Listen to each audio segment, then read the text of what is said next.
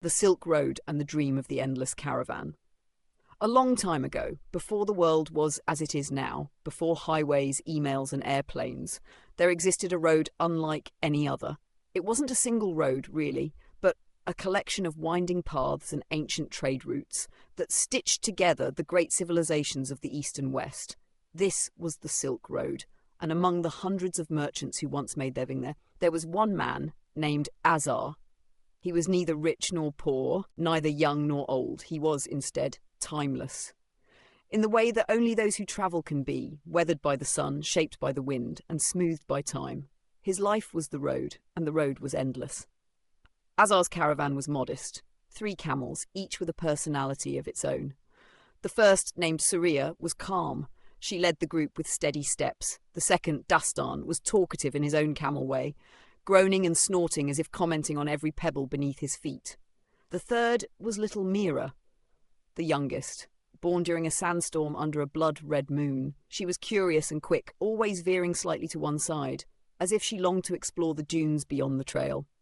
They moved slowly through the golden sands of Samarkand, a city once called the crossroads of the world. Here, travellers and merchants from Persia, China, Arabia, and Rome all passed through. Silk, spices, jewels, and stories. Oh, the stories were all exchanged like coins, traded with care. Azar had been here many times, but every visit felt new. The city shimmered at dusk, its tiled domes catching the final blush of the sun. He paused to let his camels drink, greeting the old well-keeper, who remembered him not by name, but by the way he sang to his camels at night. "Still singing those lullabies?" the well-keeper asked with a toothless grin.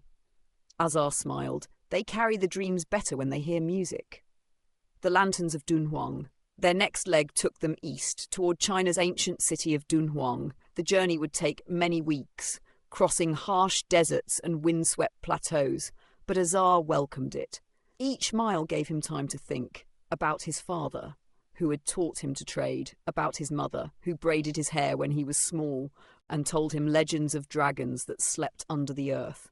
At night, the stars above the desert lit up like a silk cloth scattered with diamonds. Azar would build a fire and place small lanterns around his tent, handmade ones, painted in deep blues and golds. He said the lanterns whispered old stories. When the wind passed through them, he told Mira about the monks, who had once hidden in the Mogao caves near Dunhuang, guarding ancient scrolls filled with secrets, texts that spoke of healing, peace, and unseen worlds.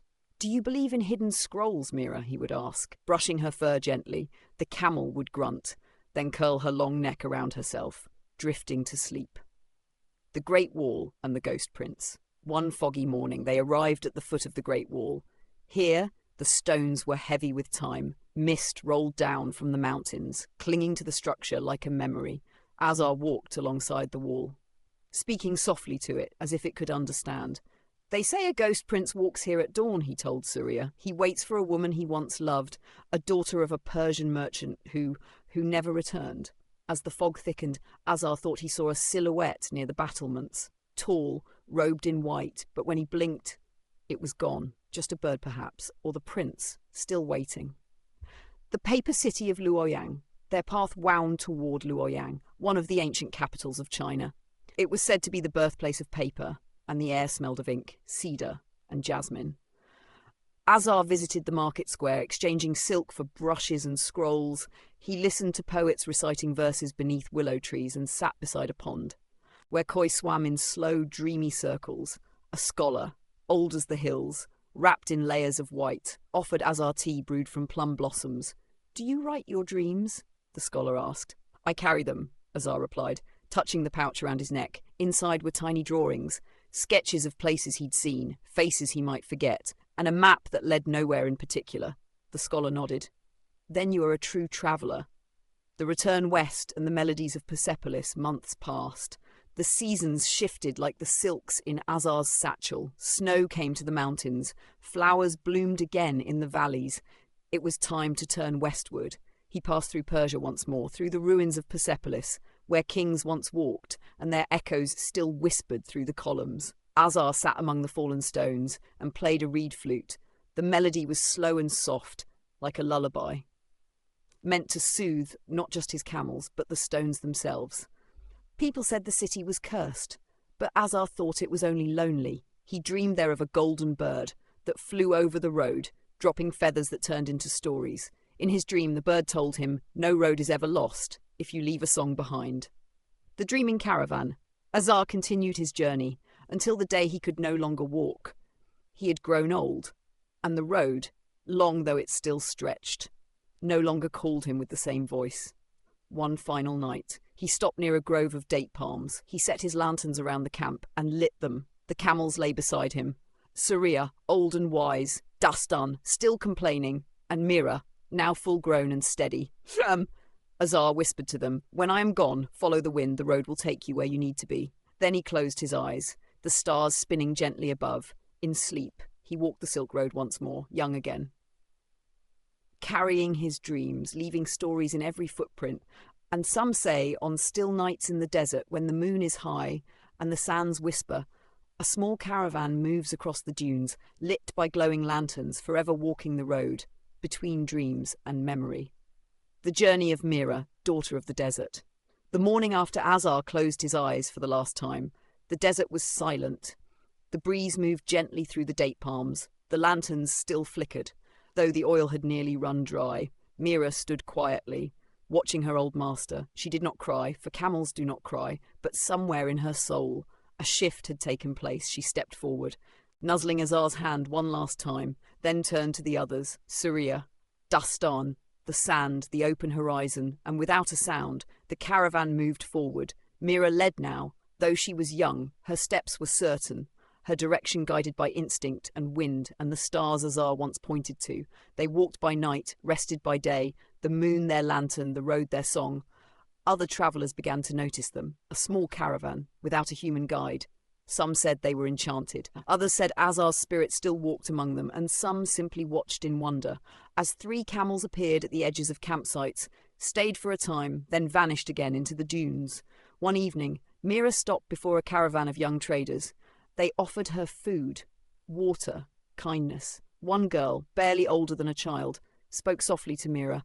"Where are you from?" she whispered, stroking her fur. Mira blinked slowly, lowered her head, and exhaled.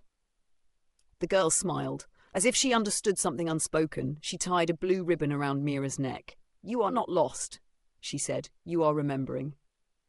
The blue ribbon, thread of memory.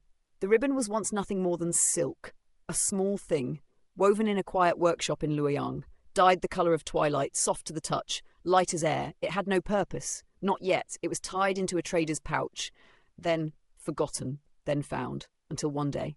A girl with kind hands tied it gently around the neck of a young camel named Mira. She did not know why, only that it felt right, a gift, a bond, a blessing. And from that moment on, the ribbon remembered. It remembered the warmth of Mira's fur, the breath of wind over sand, the hush of footsteps beneath starlight. It remembered voices, not loud or sharp, but soft, the way Azar sang, the way the girl whispered. And when Mira walked, the ribbon swayed, dancing to the rhythm of memory. Years passed, the ribbon faded, its colour dimmed, but its thread grew stronger, not in silk, but in story.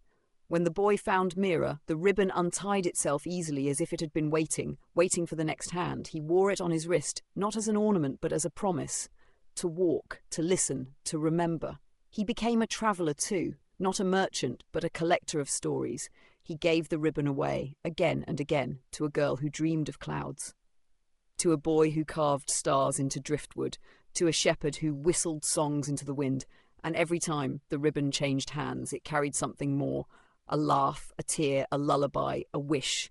The ribbon became legend, but those who wore it knew it was just a ribbon that had seen the road, felt the breath of a camel, heard the voice of an old man singing to the stars.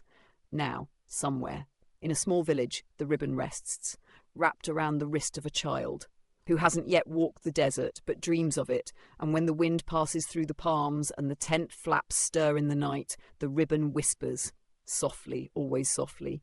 There are roads still to walk, stories still to gather, and dreams still waiting beneath the sand. The ribbon waits, and the story goes on. The end.